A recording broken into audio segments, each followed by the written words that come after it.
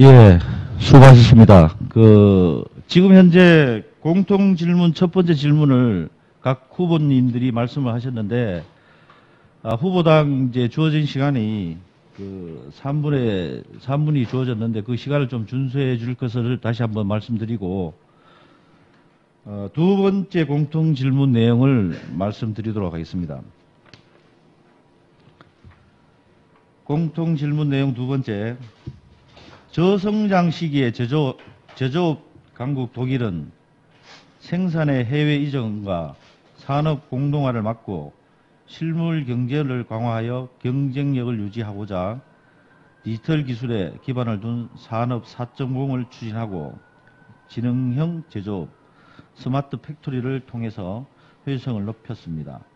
이것이 디지털 전환 또는 4차 혁명으로 불리우며 세계적으로 확산되고 있습니다. 한국에서는 자동화를 지향하는 스마트 공장, 전기차, 자율주행 등이 개발되고 있습니다. 산업과 고용에 맞는 영향을 가져오는 이러한 기술 변화에 대한 노동자의 대응이 무엇입니까? 라는 공통 질문 두 번째인데요.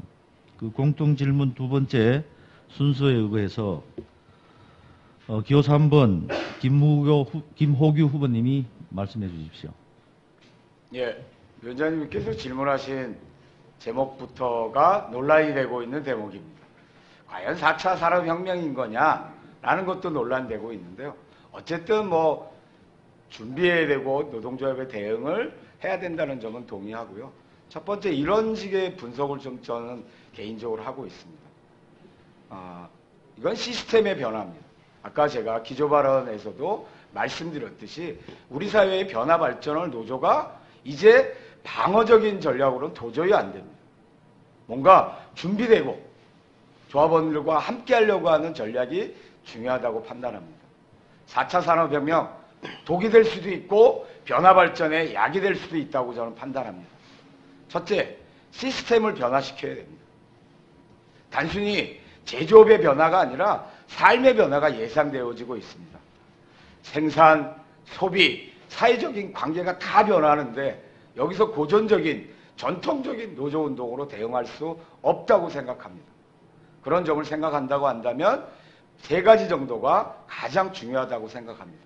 일단 노동조합이니까 조합원들의 총고용이 보장돼야 된다는 게 첫 번째 시각입니다. 이것을 만들 수 있는 방법은 단체협약입니다. 물론 현대차 지부나 기아차 지부나 대공장뿐만 아니라 작은 공장도 똑같이 인공지능 문제나 디지털 문제가 심각할 것으로 예상되어 있기 때문에 이런 것들을 금속노조가 주관하에 전체적으로 단체협약을 끌어올리는 그런 정책적인 방향이 필요하다고 보여집니다. 두 번째는 파편화 문제입니다. 저는 개인적으로 이게 더 무섭습니다. 최근에 현대자동차 지부도 교육을 하다 보면 사실 스마트폰 때문에 교육이 안 됩니다. 물론 개인에게는 소중한 정보망이지만 전체 입장에서 보는 이후 아마 이런 인공지능 문제가 파편화로 예상될 거라고 생각하고 노동조합의 조직력을 어렵게 만들 요소라고 생각하기 때문에 이런 조직화 형태, 조직관리 문제도 새로운 변화 발전이 필요합니다. 노동조합 대응은 이런 전반적인 것들을 단체협약은 단체협약대로 조합원들의 삶의 변화는 삶의 변화대로 간부들이 준비하고 계획하면서 4차 산업이라고 얘기되어지는 이 괴물, 약이 될 수도 있고 독이 되는 것을 약이 되도록 노동조합이 준비하고 챙겨보겠습니다. 고맙습니다. 예, 수고하셨습니다. 공통 질문 두 번째 순서에 의해서 기호 1번 남태규 후보님 말씀해 주십시오. 이 문제는 사실 역설적이게도 말이 4차 산업혁명이지 일자리가 없어지는 문제 아니겠습니까? 스마트 공장도 마찬가지고 그럴싸하게 이름은 붙여 있지만 결국엔 우리들이 일자리를 빼앗으려는 자본의 공략일 수밖에 없겠다. 저는 그렇게 판단하고 있습니다. 지금 현재 자동차 공장에 들어가 보면 이제 50에 가까운 노동자들이 상당히 많습니다. 이 동지들이 지금 갖고 있는 생각은 한 10년 정도 버티면 되지 않겠냐. 그런 생각들이 많습니다. 사실 현실적으로. 이러한 사고방식을 바꾸지 않은 이상 저는 상당히 막기가 어렵다 이렇게 판단하고 있습니다. 첫 번째 문제는 바로 우리들의 의식 속에서 이 4차 산업혁명이라든가 스마트 공장 이런 부분들이 우리에게 닥칠 문제, 곧 닥칠 수밖에 없다라는 이 문제를 인식하지 않는 이상 저는 대응하기 어렵다. 첫 번째 과제로 이 문제를 어떻게 인식할 것인가라는 문제가 가장 큰 문제라고 판단하고 있습니다. 처음으로 할 일은 바로 그것이고, 그 다음에 저희가 해야 될 일들은 자동차 공장을 넣으면 벌써 엔진 변속기가 없어지는 이런 현상을 좀 걱정하고 있습니다. 그러면 한 개의 부분이 날아가는 부분인데 이것을 그럼 어떻게 대응할 거냐. 초기에 대응하지 못한다라면 어렵다 이렇게 판단하고 있습니다. 이 문제는 정부와 자본을 압박하는 수밖에 없겠다. 지금 우리가 갖고 있는 내용을 가지고 정부와 자본을 상대로 압박하기 위해서는 아까 말씀드렸던 데 우리 내부의 공유가 필요하다고 좀 판단하고 있습니다. 실내로 전기차는 배터리 아니겠습니까? 그럼 배터리는 지금 어디서 만듭니까? 삼성하고 LG에서 만드는 거 아니겠습니까? 지금 중국은 벌써 비아드라는 회사에서 자체 생산하고 있습니다. 자동차도 만들고 배터리도 만드는 전략을 이미 중국은 쓰고 있습니다. 전기차 1위가 어디입니까? 중국 아닙니까? 지금 저희가 해야 될 일들은 바로 이런 것들을 만들어 나가는 사업들을 해야 된다 이렇게 판단을 하고 있습니다. 그러기 위해서는 미래전략위원회가 필요하다. 이 미래전략위원회에서 자동차뿐만이 아니라 철강, 조선까지 묶어서 이후에 대응할 문제를 심도 있게 만들어내야 된다 이렇게 판단하고 있습니다. 그 나온 내용을 가지고 정부에 요구해야 되겠죠. 자본에 요구해야 되겠죠. 그러려면 상당히 큰 힘이 필요하다.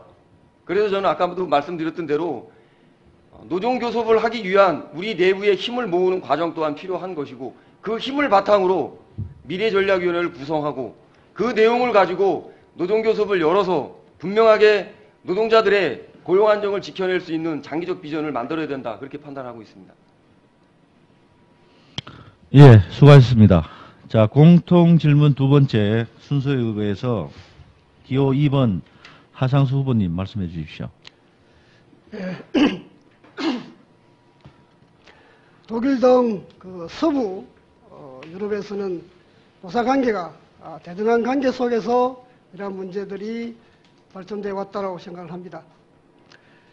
이 인공지능의 발달들이 지금 현재 우리 산업에 우리 노동자들에게 미치는 영향들이 어떠할 것인가라는 것은 지금 현재로서는 정확하게 어느 단위에서도 좀 더 정책적으로 실현되고 만들어진 부분이 부족한 것 같습니다.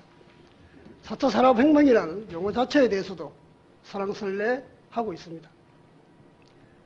결국은 그 자본주도하에서 이루어지는 인공지능의 발달에 의해서 이루어지는 흔히 4차 산업혁명이라고 하는 이런 문제들이 노정이 배제되는 이러한 과정을 통해서는 안 된다는 것이 앞으로 금속노조가 좀 더 준비하고 정책적으로 만들어가야 할 그런 과제가 저희들에게 주어져 있는 것 아닌가 생각을 합니다. 지금까지 우리는 숙련된 노동자들을 통해서 사실상 우리의 산업 구조들을 만들어서 왔었습니다. 그런데 이게 인공지능이 발달에 의해서 숙련이 배제되는 그런 방식으로 진행되고 있다는 것에서 심각한 문제점들이 있다고 판단하고 있습니다. 자동화가 좀 더 발달하고 인공지능이 발달함으로 해서 저는 노동자들이 좀 더 쉬운 노동 과정을 통해서 할 수 있다면 얼마나 좋겠습니까? 그런데 지금 진행되고 있는 것은 노동이 철저하게 배제되고 있고, 특히나 숙련된 노동자들의 그러한 기술들이 배제되고 있다는 것에 대한 우리 국민들 함께 방안들을 만들어가야 할 것이라고 생각을 합니다. 마찬가지로 전기차를 포함해서 저희는 지금 현재 자동차 산업, 조선 산업에 미치고 있는 자동화율이 고용을 배제하는 이런 방식으로 전환돼서는 안 된다라는 것입니다. 오히려 이 고용을 확대하는 방식으로 접근되었으면 우리 좀 더 노동자업 차원에서 환영하고 이 기술 발달에 따르는 이러한 방안들을 충분하게 만들어갈 수 있다고 생각을 하고요. 또 하나는 이 기술 발달을 통해서 노동 배제가 아니라 비정규직을 정규직으로 고용해내고 고용을 창출해내는 일자리를 만들어내는 그러한 방안으로서 노동조합이 적극적으로 개입해 들어가는 그러한 과제들을 저희들은 안고 있다고 생각을 합니다.